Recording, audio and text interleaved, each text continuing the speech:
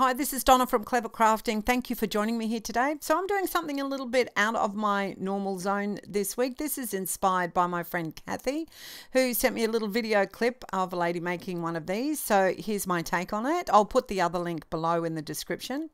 So I'm actually using some scraps that I got from a paper pad that I had bits and pieces left over, and I'm using 5 envelopes.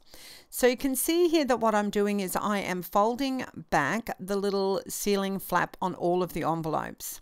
I'm going to pop some glue around the edge of this flap. So this is the part that we normally lick, go because it tastes terrible, and seal our envelope closed.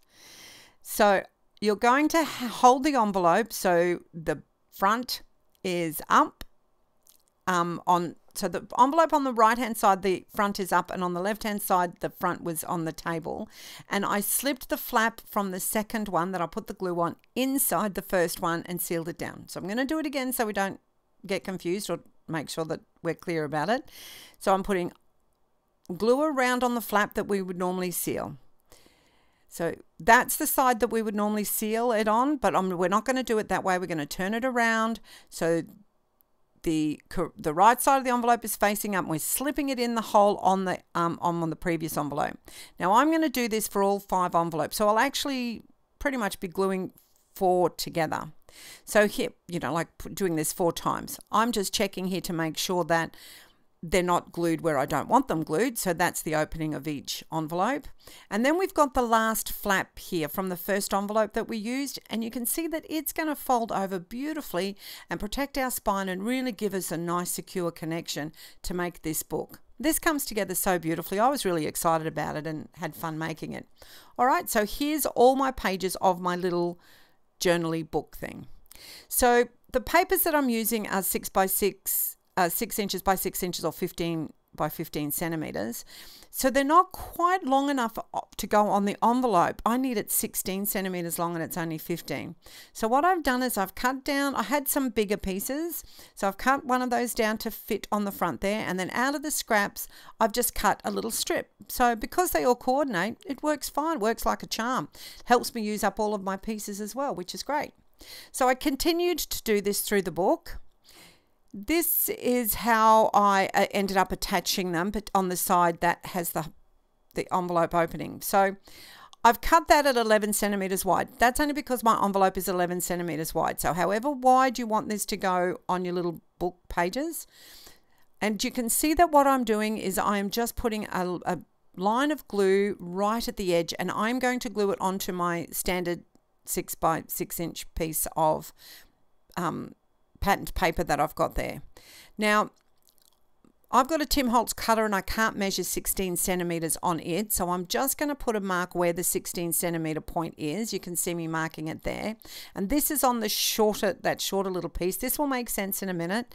And I've just lined it up in my cutter and I've cut that off. So now I can line up that 11 centimeter piece at that edge there and cut it in my cutter, so those 2 pieces are now perfectly lined up in the perfect size. So you can see that it's going to fit on my envelope perfectly. And you can see on all the previous ones that I've done where I have added pieces at the top or the bottom or both, which was the case on the first one.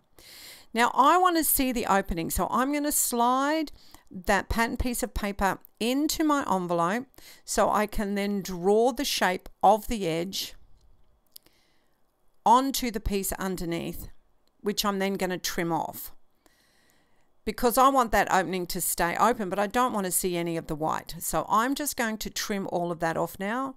The magic of video, I was able to cut a lot of that out so you weren't bored watching me cut. It's really nice to ink up the edges, so I'm doing that first before I stick it down. I'm not going to make you watch me do all of that either. Pop some glue on the back of this piece of card that I've altered to fit on my envelope and stick it in place.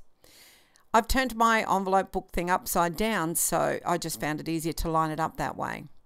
Now I don't want that little white piece showing, so out of one of the scraps I've just cut a little 2 centimeter piece. It hasn't got an extension at the top and bottom, but it doesn't matter in this case because it covers up that white section beautifully. It doesn't need to go the full length, the edges, because the part of the envelope looks after it there. So look at that. That's a nice little piece.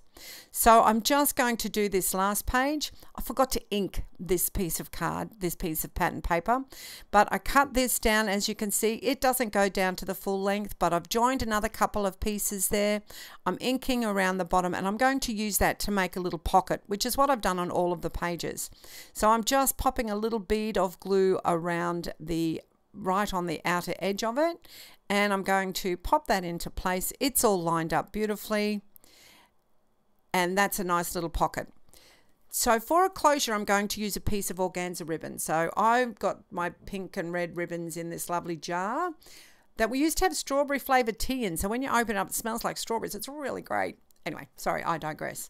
I'm just going to pop a couple of pieces of double-sided tape in the middle, across the middle of the back of my book. You can see that I haven't put any pattern papers or anything on it yet. Just going to remove that release paper, and here's my piece of ribbon that I found in my little jar. It's quite long, but that's okay, and I'm sticking that in place.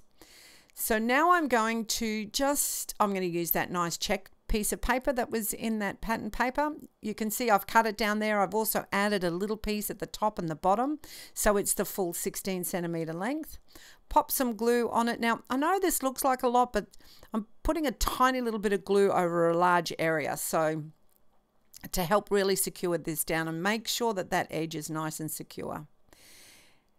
And now I'm just going to fluff around with this bow. I don't know what happened to me today when I was making this bow. Anyway, I'll turn it upside down and tie it up that way. So while I'm fluffing around with the bow there, if you're not current subscribers, it would be great for us if you wanted to subscribe to our channel and give me a thumbs up. That really helps us out a lot. And you should hook over to our Facebook group, where we've got a lot of ladies put up some beautiful cards and some lovely work. And I'd love to see your creations as well. So once again, thank you so much for joining us today. I really hope that you've learned something. And until next time, stay safe and happy crafting.